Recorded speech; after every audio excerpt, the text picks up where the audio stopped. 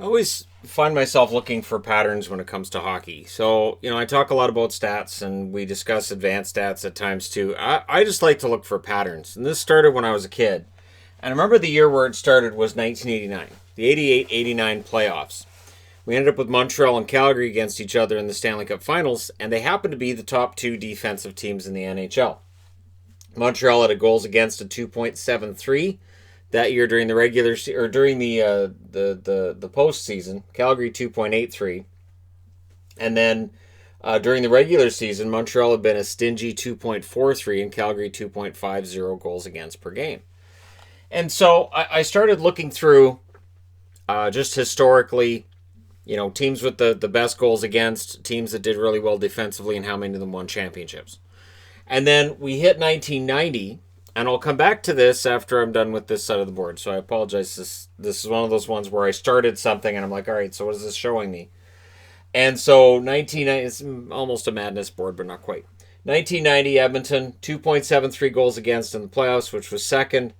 Boston, 2.81, which was third. During the regular season, Edmonton was a mess. They had goals against of 3.54, and Boston 2.90. So during the postseason, Edmonton got their defense and goaltending in order with Bill Ranford, and Boston ends up getting eliminated by them in the Stanley Cup Finals. 1991 is the one that really drove it home for me. That was the year that I said, wow, this really shows that defense wins. Defense wins. Pittsburgh, 2.83 goals against in the playoffs, which was second. Minnesota was ninth with a 3.26. The interesting thing is, during the regular season, Minnesota, who were miserably bad, had a goals against of 3.33, which was 10th overall. Pittsburgh, they had a goals against of 3.81, which was 18th overall. And keep in mind, that was a league of 21 teams. Pittsburgh's defense and goaltending were terrible. And then you reach the playoffs, and suddenly everything's fantastic. And that's how that worked. So that was when I started saying, wow, so whatever team does really well defensively or can turn it on defensively in the playoffs is likely going to win. 1995, New Jersey, they started the what I would consider to be the dead puck era with a Stanley Cup victory where they allowed 1.7 goals against per game. Easily number one. Detroit had a goals against in both the regular season and the postseason, a 2.44, which was second in the regular season and third in the postseason. New Jersey in the regular season, 2.52 goals against average, which was fifth. They shaved off nearly a goal per game against in the 95 playoffs. And they trapped their way to get there, and it was insane to watch. Now, when we look at all-time winning percentages among teams, the Edmonton Oilers still have the best winning percentage all time, .597, according to the NHL record book. The Vegas Golden Knights, .596. Montreal, .577. Montreal, of course, with all those cups, they won up until 93. Tampa Bay, .555. The Islanders and Anaheim are tied for fifth with a .549 winning percentage, which is interesting, isn't it? Because you look at those six teams and you think, well, how'd that happen? Well, it's simple. I mean, Boston lost a lot of playoffs. Detroit lost a lot of playoffs before they started winning. Pittsburgh lost a ton in the playoffs, too. But I thought it was interesting that number one's Edmonton because, of course, they were the team that it didn't matter. They were the team that defense, we don't need defense. We could just keep scoring 5 goals a game. And in the playoffs, up until that 1990 run, that was basically how that worked for the most part, where Edmonton would just outscore the other team. And it sounds so simplistic that you just go out there, who cares if we allowed 4 goals a game? We can score 5. And come playoff time, that storyline has to change.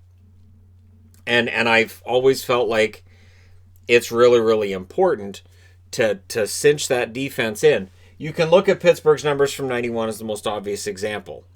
And so after that, I started paying attention to teams that did 2 things in the early 90s. Usually their defense got, cranked up to 11, and they usually had to go through some major test early on in the playoffs, whether it was the first or second round where they'd go to 7. They'd have a really hard time with it. I tried to do a madness board on that last year. It doesn't work. It worked in the early 90s. It doesn't work now. So the idea that your toughest round is the first or the second, it used to hold up. Now, not as much. I can revisit that once we have a Stanley Cup winner and see where your toughest round is and all that kind of stuff. Now, going back to 1995, your leading scorers, Fedorov, 7 goals, 17 assists, 24 points. Not very many of those were in the finals against New Jersey. Keep in mind, the most games played in the playoffs that year was 20. So this was very fast playoffs. Very, very fast. Richer, Stefan Richer led New Jersey in scoring, 6 goals, 15 assists. Neil Broughton, 7 goals and 12 assists. 4 of those 7 goals were game winners. Paul Coffey, 6 goals, 6 goals, 12 assists for 18 points for Detroit. Claude Lemieux, 13 goals and 3 assists, 3 game winners. So I find it interesting that Claude Lemieux, who was seen as being this great MVP, didn't score as many points as Broughton. Scored more goals, sure. But Broughton had more game-winning goals. So there you go. Slava Kozlov, 9 goals and 7 assists for Detroit, and he had 4 game winners for Detroit to get them to the Stanley Cup Finals. Marty Brodeur, 1.67 goals against, 927 save percentage. Mike Vernon at the other end of the ice, 2.31 goals against, 889 save percentage. This is a good example of why I put save percentage up instead of goals against. Goals against averages can be kind of deceptive a little bit. Your save percentage is closer to how well your goaltender is playing, in most cases. There are situations where a goaltender might have a poor save percentage, and you might look at it and say, yeah, but he didn't face as many shots there, and there was a greater risk of goals on the ones that he did face. So there you go. And yes, I'm wearing a throwback, a Chico Resch jersey, because why not? So we look all of that historical stuff in context. Now we come back to what I was starting today.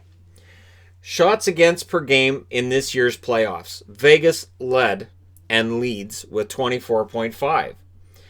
And during the regular season, they were third with 29.3, showing a lot fewer shots getting taken in the playoffs than during the regular season this year. Goals against per game, second with 2.20. During the regular season, they were 13th with 2.94, which is kind of average. Average goaltending and defense for the Vegas Golden Knights. Goals for per game, 2.85, which was 8th. But during the regular season, they were average. They were 13th at 3.15. And shots per game, they were first during the regular season with 34.5, which dropped during the playoffs to 4th, but they took 36.2 shots per game. Now keep in mind, some of these overalls, you may end up below a team that didn't get out of the play-in round. Nashville, for instance, leads in most shots per game. Didn't get out of the play-in round. So they did take 36.2 shots. They took more shots. They scored fewer goals. They allowed fewer goals. And they allowed fewer shots. Vegas, by all numbers on this board, should have been more dominant and should probably still be around, but Dallas bucked the trend. Dallas is the reason that I went into this whole historical thing, because what I see with Dallas's numbers, they really don't make sense. So during the regular season, they allowed 31.6 shots per game, which was 18th. You can't allow that many shots, but now they allow more. 33.1 shots per game, which is 19th overall. Goals against per game, they allowed 2.52 during the regular season, which was second. Fantastic considering they were allowing more shots. In the postseason, they've allowed 3.05 goals per game, which is 16th, which seems to be kind of pedestrian. And the weird thing is, goals for, they're at 2.95, which is 7th overall. During the regular season, they had 2.58, which was 26th overall. But at least they scored more goals than they allowed during the regular season. In the postseason, they're not. Which means when they lose bigger than by when they win by a slimmer margin than when they lose. When they lose, it's bigger. And I know that some of these numbers are going to be influenced by that Colorado 5-goal outburst against them in Game 5 that series. Now, shots for per game, they're right around the same. 30.6 during the regular season, which was 23rd. Now, 30.7, which is 12th. And again, this is out of 24 teams that made this tournament. It's not differentiated between, the 16 playoffs and 8 that got knocked out of the play-ins. But Dallas, it's just, statistically, when I look at this side of the board and I look at Dallas and I go, they're probably going to lose in the finals. And it's just, when you look at the overall numbers, it doesn't scream this is your Stanley Cup champion. But again, they probably shouldn't have come through the last round. They probably shouldn't have come through the round before that. And against Calgary, they were very close to going down 3-1. Now, Tampa Bay, so we'll go over to the eastern side of this. Tampa Bay's been remarkably consistent. 30.9 shots per game, both in the regular season and the postseason. So that's remained consistent. Now, in terms of, and that's shots against, in terms of goals against, it's got a lot better. It was 2.77 during the regular season, which was 8th. And now in the postseason, 2.28, which is 3rd. So the goaltending has gotten better. Or you can look at it and say, or they're just not playing McElhinney, they're playing Vasilevsky every game. I would counter with Vasilevsky's been pretty good. He's that Conn Smythe winner we're not talking about. Goals against per game, or goals for per game, I should say. I just did goals against. 3.47 during the regular season, which was 1st. In the postseason, 3.17, which is 4th. And what we've seen with Tampa, and we're going into a Game 6 tonight between them and the Islanders, is that it's a totally different attack without Braden Point, in that it's not quite an attack without Braden Point. Now, shots for per game in the postseason, 34.8, which is 5th. During the regular season, 31.1, which is 19th. So they've generated more shots in the postseason. They've allowed the same number of shots. And so it's understandable that they're winning and they're going pretty far. And yet, while they're generating more shots, they're getting fewer goals. So either they're coming up against better goaltenders, or it's a shot selection difference between the regular season and the postseason. People can decide which one it is. This is one of those boards I just throw together and I go, yeah, this is interesting. Islanders, shots against per game during the regular season, 31.2, which is high. 15th overall, a little bit less than Dallas. During the postseason, their defense has been solid. 28.4 shots against per game, which is 5th. So during the regular season, I did complain that the Islanders were allowing too many shots. I'm not going to say they heard me, but in the postseason, they've been allowing fewer. Goals against per game, that's dropped as well. It was 2.79 during the regular season for 9th overall. This postseason, 2.33, which is 4th. So goals against per game, 2nd, 3rd, and 4th are all in your final 4. So this again comes down to that defense wins championships idea. And then there's Dallas at 16th, just hanging out, I assume having a drink. Yeah, no, we're good. Goals for per game, 5th is where the Islanders are right now at 3.1. During the regular season, 2.78, which was 22nd. So their goals for and goals against were really close to one another at the end of the regular season when we hit the pause. And during the postseason, they've had a much better differential there. But they're also taking more shots. 30.1 in the playoffs, which is 14th. During the regular season, 29.6, which was 28th. So they're out shooting their opposition, which they did not do during the regular season. That's something that they need to do against Tampa. In tonight's game, for instance, I think if they want to stay alive further. But in terms of goals for per game, 4th, 5th, 7th, and 8th, they're still alive. So there's nobody in the top 3 with goals per game that's still alive. And 3 of the top 4 in goals against are still around. So that's still a discussion to be had, that come postseason, it's more impressive if your team is really good defensively than if they score a bunch of pretty goals. Because the teams that score a bunch of pretty goals, most of them have gone home.